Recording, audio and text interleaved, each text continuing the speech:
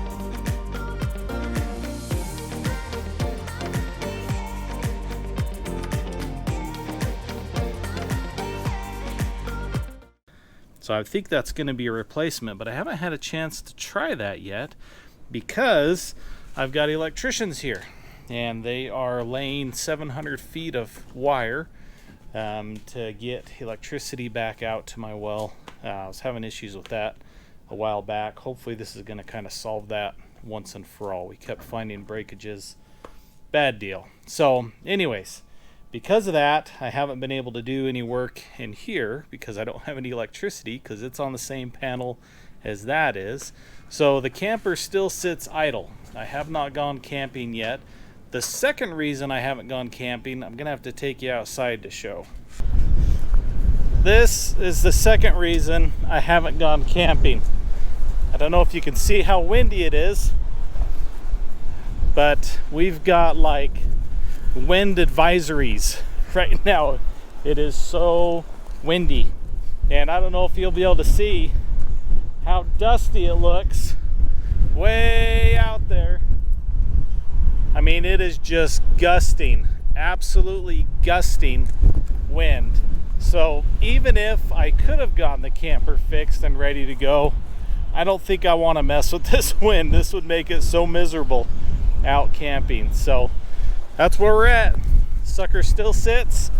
Hopefully I'll be able to get it wrapped up soon and have that ready to go, ready to take out and test on another adventure. Well, it is Monday afternoon, and amazingly enough, I took an extra day off over this long weekend, so I've got the day off today. I went in this morning. I had a job I needed to finish printing, one I needed delivered, one that needed to be picked up, a few odds and ends like that. Even though we were closed, I try to accommodate those customers when I can, because we're a local business, small town business, and so I really try to accommodate as many of those jobs as I can while trying to maintain some sense of freedom and time off. So I ended up working about half the day today. But it's about 2 o'clock, I'm going to say. Yep, 2:05. Man, I'm good. So it's 2:05. I'm out here in the shop. I just finished up lunch and going to do some work on this trailer. I was able to, it was, late Saturday night I came out, and I did find a fan. I can't remember if I already recorded that or not. But on this welder, there's this light, the heat switch here, that was on because this fan motor failed. I don't know if it burned up or what exactly happened to it, but it wasn't spinning, and it seemed like as long as that wasn't spinning, that wasn't allowing the welder to run because of that heat switch on there. I even let it cool completely down, still wouldn't work. Amazingly enough, I found this fan right here out of an old press that I'm stripping down, and had the same power ratings on it and stuff. And so I swapped that in, and it seems to be working. I did a quick test weld that night. Everything seemed to work, and I just barely finished some of the pieces that I needed to weld today. Seems to be working. So I'm excited about that. I was able to finish up the welding that I need to do. While I was in town, I grabbed a few other bits and pieces that I needed to work inside of the trailer. I've got that bench that I want to put in, and a table I want to make, and then also a water tank, so I'm going to work on that now. Well, I'm a little bummed out. I bought these fittings, these thread end elbow pieces, to go on my tank that's in there, and I was guessing on the size. I should have brought, I had this one cap that came with it, and I should have brought that with me so that I knew the exact size. I guess 3/8, and it looks like it's probably 1/4 inch. So struck out on that one, but that should be pretty quick to get that figured out. I've got that hose there that I'm pretty sure I dumpster dived on that one. We've got an HVAC company that shares the same dumpster as we do at work, and I was throwing some stuff in and saw that coiled up one day in the dumpster, and there's several feet there, like a good 10-12 feet of it. So I hopped in and grabbed that out, and that's going to be the perfect size to do the lengths of hose that but this will be the kind of the quick dirty version. And my goal with this trailer is to try and spend as little money as possible on it. I'm basically using all salvaged parts, pieces, things that I've grabbed, stuff like that. In fact, the trailer itself was practically free. I bought it when I was purchasing another trailer. The lady I was buying it from, she had this one for sale too, and was complaining how nobody was wanting to buy it, so I made a deal for both, which was still less than what she was asking for the initial trailer I bought. And so I got a swinging deal on it, even though it's in pretty rough shape, kind of old. It's practically free. So that's kind of what we're doing, is putting this together with all the parts and pieces I can salvage for free. And so that's what I'm going to start with. So we won't be messing with this today. Maybe tomorrow I'll try and run into the lumber store and grab the right parts that I need, but we'll start working on this bench instead. I'm just kind of standing here trying to come up with some sort of a plan. Part of the problem is I don't really know what's back here. I opened up that side over there. There's this little panel here. I don't know why that was put in there. The cut opening is pretty crooked, and But in there, I could see that there was some supports behind this, but I don't want to like fully, what's the word? I don't want to fully depend on that, just because I don't know how sturdy it is, and I'd hate to have something rip a hole in the side of the trailer since it's just a fiberglass shell. So I think what I'm going to do is use that leg as a support and cut a good 2x4 that I can drop in here, and then build another one, screw another one here that'll attach to this to keep it upright, but all the weight will be sitting on those, if that makes sense. And then from there I'll kind of build a frame out that this bench will sit on. Originally I thought I might have the bench hinge so you could kind of hinge it forward and access what's underneath, but I think I'm going to do a drawer instead. I think underneath that I'm going to have a drawer that'll pull out here that I can kind of access stuff in there. And then there's some cool kind of lift up lids that would put the lid height about countertop level, so that I could stand here, or probably I guess on this side, and do some work on some stuff, and maybe cooking or whatever, kind of use it as a countertop. So I think that's my ultimate plan, but right now I'm just going to get the bench in, and then I'll figure out what to do underneath it. If I do that, I'd have to probably build a much more sturdy frame. So, and I'm just using these little like 1x pallet lids, which is not very thick wood. So it's just going to be basically for the bench right now. Get a table on the other side, and then if all of that works, then I'll kind of move on to the next phase, which will be, I want to punch a window in for ventilation. I want to put some lights in, 12-volt system, drawer, all the other kind of more luxurious items, if I feel like this is going to be kind of a long-term, if I feel like this is going to be a long-term facility that I can use for camping. So, okay, enough talk. Let's start cutting and measuring and screwing and getting all that figured out.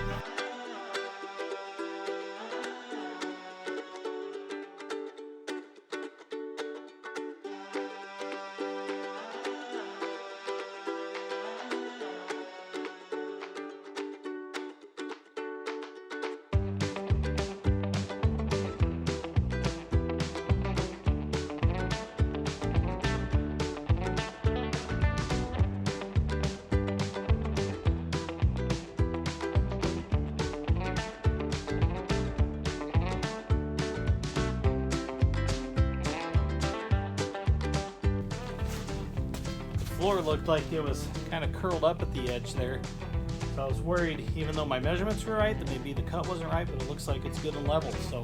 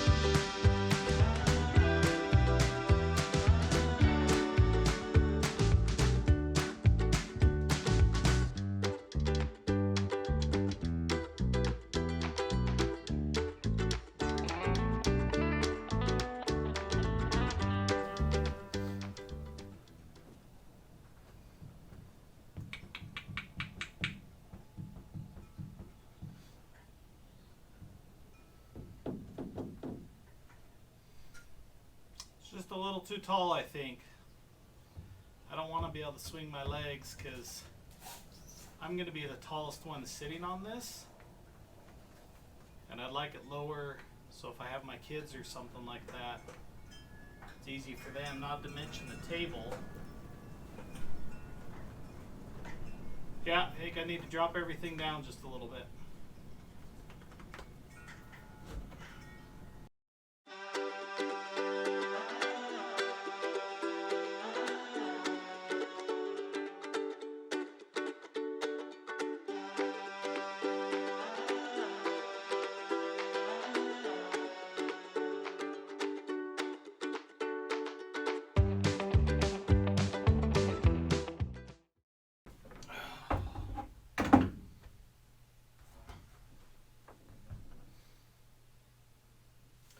Now it might still be a little bit too tall. It's just right for me, but like I said, I'm the tallest one that'll probably be sitting here. Oh well, it's put together, it'll work. And I'm figuring out the drawer might be an issue because of this. Maybe a long skinny drawer, I'm not sure. But I'm also happy with this spot right here. I think that'll be a good little storage space that I can put stuff up in.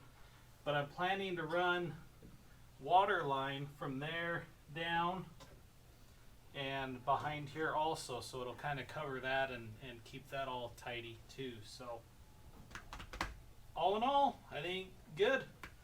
I'm gonna see if I can figure out a table real quick, and then I've got a friend coming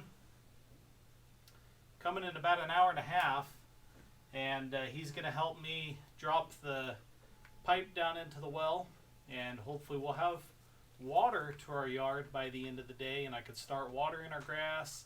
I bought some seeds today so I can start putting in the garden. So hopefully all that'll work good too. So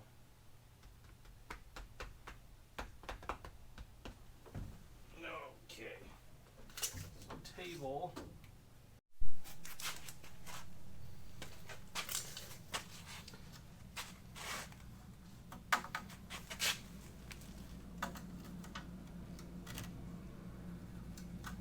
So these pieces here that I'm using, these are actually pallet lids. I get pallets of paper and I get pallets of paper from my business, and they wrap the pallets and everything, but they put these lids on top with those cardboard corners to kind of tie everything together. They've got those nylon straps that go around, keep everything tight. And I've hung on to these. I started doing that when lumber went through the roof because this is pretty decent wood, and I just felt weird throwing it away, hauling it to the dump. So I've got probably, I don't know, 50 of these or so at my shop that I've just hung on to. And so far they've come in handy a few different times. Just doing small projects like this, I strip them down and use the lumber for various things. So, so far so good. Okay, get this cut down and put together.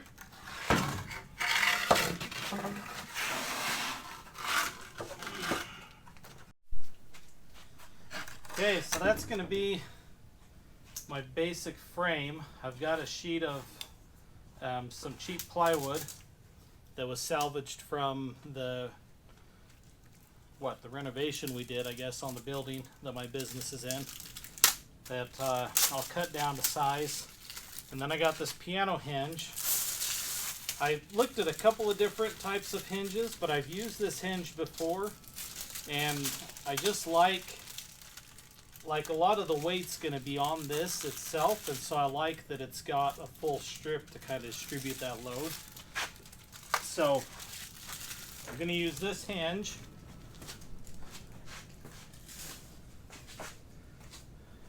And I did have to buy this. I thought I had one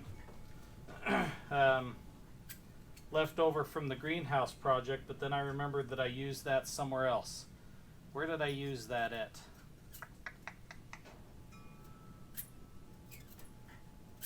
Oh, that's where I used it. I used it on the box in the back of the Land Cruiser to hinge open the lid there just in case the back window failed. So, anyways.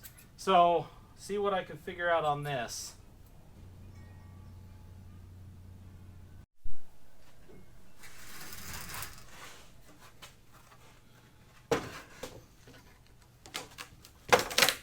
As you can tell, this is like some high dollar stuff here.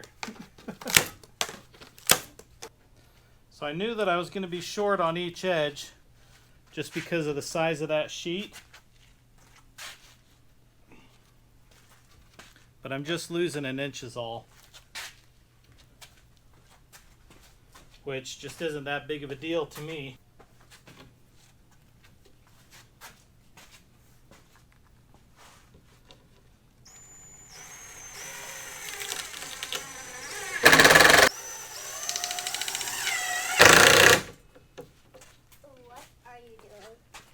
bud.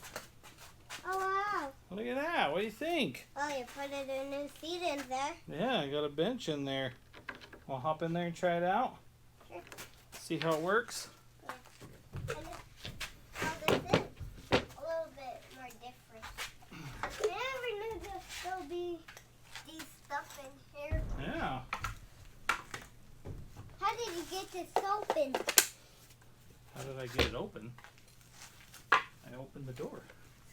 Well, how did you open the door? Because when I was trying to open the door so hard. Oh, you couldn't get it figured out? Yeah. Oh. Well, it might be a little tricky, but I didn't seem to have a problem getting it open.